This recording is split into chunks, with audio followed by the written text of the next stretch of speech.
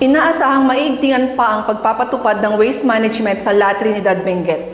Deputized Bantay Basura Advocates, nanumpa. Karagdagang detalye hatid ni Denver Bastingo ng LGU La Trinidad.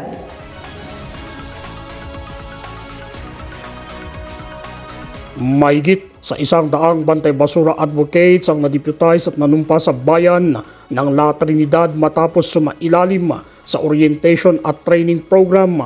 Dahil dito, may kapangyarihan na silang magpatupad ng mga ordinansa kaugnay sa waste segregation at source, anti-littering at iba pang environmental policies, katwang ang lokal na pamahalaan at ang La Trinidad Municipal Police Station. Tayo as Bantay Basura, umunakat na isura gusto natin may sa ordinansa.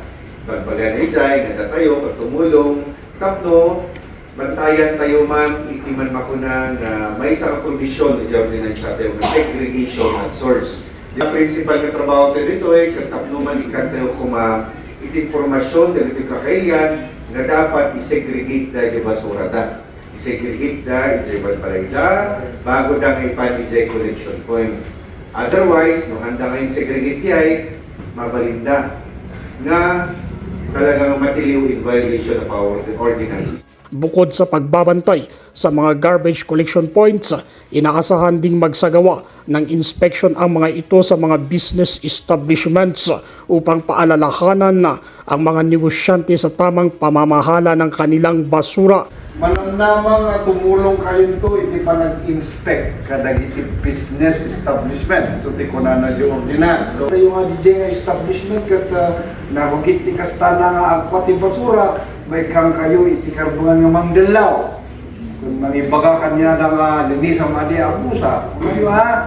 Matatandaang umabot sa 80 na miyembro ang unang batch ng Bantay Basura Advocates na nadeputize at nanumpa kay Governor Melchor Diclas, habang 81 naman ang kabilang sa ikalawang batch na nadeputize at nanumpa kay Mayor Roderick Awingan.